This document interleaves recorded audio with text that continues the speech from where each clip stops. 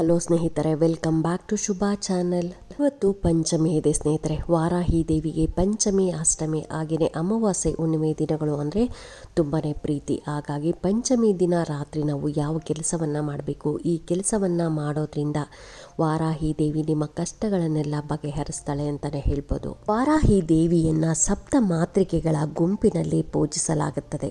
ಇದು ಶಕ್ತಿ ಧರ್ಮದಲ್ಲಿ ಕೂಡ ಪೂಜಿಸಲ್ಪಟ್ಟಿದೆ ಮತ್ತು ಶಿವನೊಂದಿಗೆ ಸಂಬಂಧ ಹೊಂದಿದೆ. ವಾರಾಹಿಯು ರಾತ್ರಿಯ ದೇವತೆ ಮತ್ತು ಕೆಲವೊಮ್ಮೆ ಧೂಮ್ರ ದೇವತೆ, ಕತ್ತಲೆ ವಾರಾಹಿ, ಧೂಮಾವತಿ ಕತ್ತಲೆ ದೇವತೆ ಅಂತಲೂ ಕರೀತಾರೆ. ಯಾಕೆ ಅಂತಂದರೆ, ನಾವು ವಾರಾಹಿ ದೇವಿಯನ್ನು ಪೂಜೆ ಮಾಡೋದಾದರೆ ಸೂರ್ಯಾಸ್ತದ ನಂತರ ಪೂಜೆ ಮಾಡಿದ್ರೆ ತುಂಬಾ ಒಳ್ಳೆಯದು. ವಾರಾಹಿ ದೇವಿಗೆ ಕತ್ತಲೆ ಅಂದರೆ ಭಾಳ ಪ್ರೀತಿ, ಹಾಗಾಗಿ ಕತ್ತಲೆ ವಾರಾಹಿ ಅಂತ ಕರೀತಾರೆ. ಇನ್ನು ಬೆಳಗಾಗುವಷ್ಟರಲ್ಲಿ ಸೂರ್ಯೋದಯದ ಅಷ್ಟು ಒಳಗಡೆ ನಾವು ಪೂಜೆ ಮಾಡಿದ್ರೆ ನಮ್ಮ ಆಸೆಗಳು ನೆರವೇರುತ್ತೆ ಸ್ನೇಹಿತರೆ. ಹಾಗಾಗಿ ಯಾವಾಗಲೂ ನಾವು ವಾರಾಹಿ ದೇವಿಗೆ ಪೂಜೆ ಮಾಡೋದಾಗಲಿ, ಆರತಿ ಮಾಡೋದಾಗಲಿ ಈ ರೀತಿ ಮಾಡೋದಾದರೆ ಸೂರ್ಯಾಸ್ತದ ನಂತರ ಮತ್ತು ಬೆಳಗ್ಗೆ ಸೂರ್ಯೋದಯಕ್ಕೂ ಮುನ್ನ ನಾವು ಪೂಜೆ ಮಾಡಬೇಕು. ದಿನ ಪಂಚಮಿ ಇದೆ, ಹಾಗಾಗಿ ಈ ದಿನ ರಾತ್ರಿ ನೀವು ವಾರಾಹಿ ದೇವಿಯನ್ನು ನೆನೆದು ಈ ಸಣ್ಣ ಕೆಲಸವನ್ನು ಮಾಡಬೇಕಾಗತ್ತೆ. ಏನು ಮಾಡಬೇಕು ಅನ್ನೋದಾದರೆ, ರಾತ್ರಿ ಎಲ್ಲರದ್ದು ಊಟ ಆಗುತ್ತಲ್ಲ, ಊಟ ಮಾಡಿ ಇನ್ನೇನು ನೀವು ಮಲಗಕ್ಕೆ ಹೋಗ್ಬೇಕಲ್ಲ, ಆ ಸಮಯದಲ್ಲಿ ಈ ಸಣ್ಣ ಕೆಲಸವನ್ನು ಮಾಡಬೇಕಾಗತ್ತೆ. ಏನು ಮಾಡಬೇಕು ಅನ್ನೋದಾದರೆ, ನೀವು ಒಂದು ಗಾಜಿನ ಗ್ಲಾಸನ್ನು ತೊಗೊಬೇಕಾಗತ್ತೆ. ಪ್ಲಾಸ್ಟಿಕ್ಕು, ಸ್ಟೀಲ್ ಎಲ್ಲ ತೊಗೊಳಕ್ಕೆ ಹೋಗ್ಬಿಡಿ. ಅಕಸ್ಮಾತ್ ನಿಮಗೆ ಗಾಜಿನ ಲೋಟ ಇಲ್ಲ ಅಂದರೆ ಟ್ರಾನ್ಸ್ಪರೆಂಟ್ ಲೋಟ, ಯೂಸ್ ಆ್ಯಂಡ್ ಥ್ರೋ ಲೋಟ ಬರುತ್ತಲ್ಲ, ಅದನ್ನು ಕೂಡ ತೊಗೊಬೇಕು. ಇಲ್ಲ ಅಂತಂದರೆ ಗಾಜಿನ ಲೋಟವನ್ನೇ ಮಾತ್ರ ತೊಗೊಬೇಕಾಗತ್ತೆ.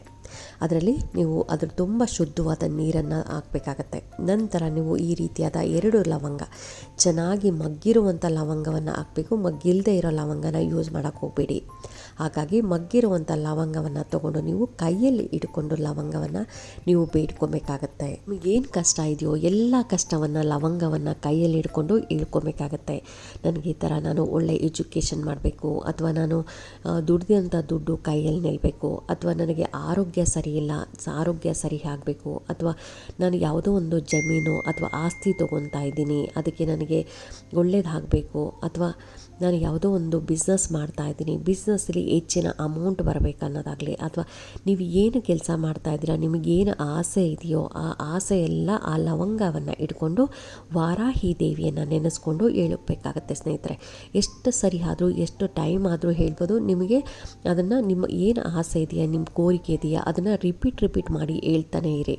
ಹೇಳಿ ನೀವು ಒಂದು 2 ನಿಮಿಷ 5 ನಿಮಿಷಗಳ ಕಾಲ ನೀವು ಆ ಲವಂಗವನ್ನು ಕೈಯಲ್ಲೇ ಇಟ್ಕೊಂಡು ನಿಮ್ಗೇನು ಕಷ್ಟ ಇದೆ ಅದನ್ನೆಲ್ಲ ಹೇಳ್ಕೊಂಡು ಆ ಲೋಟದಲ್ಲಿ ಹಾಕಬೇಕಾಗತ್ತೆ. ನಂತರ ಆ ಲೋಟವನ್ನು ಇಟ್ಕೊಂಡು ನೀವು ಎಲ್ಲ ಕಡೆ ಓಡಾಡಿ, ದೇವ್ರ ಮನೆ, ಬಾತ್ರೂಮ್, ಟಾಯ್ಲೆಟ್ ಬಿಟ್ಟು ಎಲ್ಲ ಕಡೆ ಓಡಾಡಬೇಕಾಗತ್ತೆ.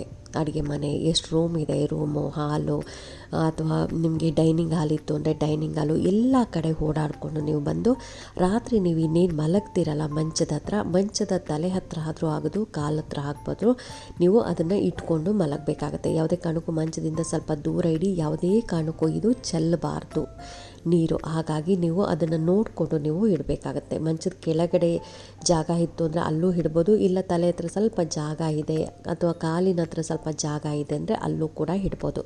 ಮಂಚದ ಮೇಲೆ ಮಲಗಲ್ಲ ನಾನು, ನೆಲದಲ್ಲಿ ಹಾಸಿಗೆ ಮೇಲೆ ನೆಲದಲ್ಲೇ ಮಲ್ಕೊತೀರಿ ಅನ್ನೋದಾದರೆ ನೀವು ತಲೆಯಿಂದ ಮುಂದೆ ಸ್ವಲ್ಪ ಜಾಗ ಇರುತ್ತಲ್ಲ, ಅಲ್ಲಿ ಬೇಕಾದರೆ ಇಟ್ಕೊಂಡು ಮಲಗ್ಬೋದು. ಆದರೆ ಯಾವುದೇ ಕಾರಣಕ್ಕೂ ಚೆಲ್ಲದೆ ಇರೋ ರೀತಿಯಾಗಿ ನೋಡ್ಕೊಬೇಕಾಗತ್ತೆ.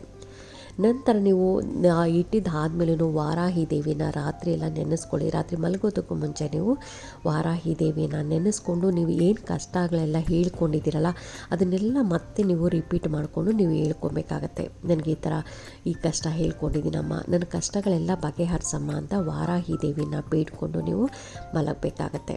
ನಂತರ ನೀವು ಬೆಳಗ್ಗೆ ಎದ್ದು ಸ್ನಾನ ಎಲ್ಲ ಮುಗಿದಿದ್ದಾದಮೇಲೆ ಇದನ್ನು ತೊಗೊಂಡೋಗಿ ಯಾವುದಾದ್ರೂ ಒಂದು ಹರಿಯೋ ನೀರಿಗಾಗಲಿ, ಅಥವಾ ಯಾರು ತುಳಿದಿರೋ ಜಾಗ, ದೊಡ್ಡ ಮರಗಳು ಎಲ್ಲ ಇರುತ್ತಲ್ಲ, ಮರದ ಬುಡದಲ್ಲೇ ಹಾಕಬೇಕಾಗತ್ತೆ. ನಿಮಗೆ ಮರ ಸಿಗಲಿಲ್ಲ ಅಂದರೆ ಯಾವುದಾದ್ರೂ ಗಿಡನೋ ಅಥವಾ ಯಾರು ತುಳಿದೇ ಇರೋವಂಥ ಜಾಗದಲ್ಲಿ ನೀವು ಹಾಕ್ಬಿಟ್ಟು ಮನೆ ಒಳಗಡೆ ಇನ್ನೇನು ಕಾಲಿಡಬೇಕಲ್ಲ, ಆ ಟೈಮಲ್ಲಿ ಮತ್ತೆ ನೀವು ಹೇಳ್ಕೊಂಡಿದ್ರಲ್ಲ ನನಗೆ ಈ ಕೆಲಸ ಆಗಬೇಕು ಅಂತ, ಆ ಕೆಲಸಗಳನ್ನೆಲ್ಲ ಹೇಳ್ಕೊಂಡು ನೀವು ಮನೆ ಒಳಗಡೆ ಬರಬೇಕಾಗತ್ತೆ ಸ್ನೇಹಿತರೆ. ಈ ರೀತಿ ಮಾಡೋದ್ರಿಂದ ವಾರಾಹಿ ದೇವಿ ನಿಮ್ಮ ಕಷ್ಟಗಳನ್ನೆಲ್ಲ ಬಗೆಹರಿಸ್ತಾಳೆ ಅಂತಲೇ ಹೇಳ್ಬೋದು.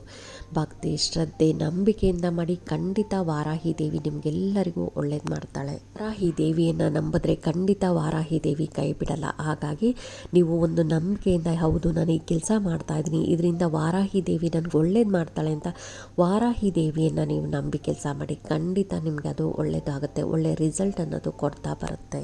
ಈಗ ನನ್ನ ಮನೆಯಲ್ಲಿಲ್ಲ, ಹೊರಗಡೆ ಇದ್ದೀನಿ, ಹೊರಗಡೆ ಮಾಡ್ಬೋದಾ ಅಂದರೆ ಖಂಡಿತ ಮಾಡ್ಬೋದು.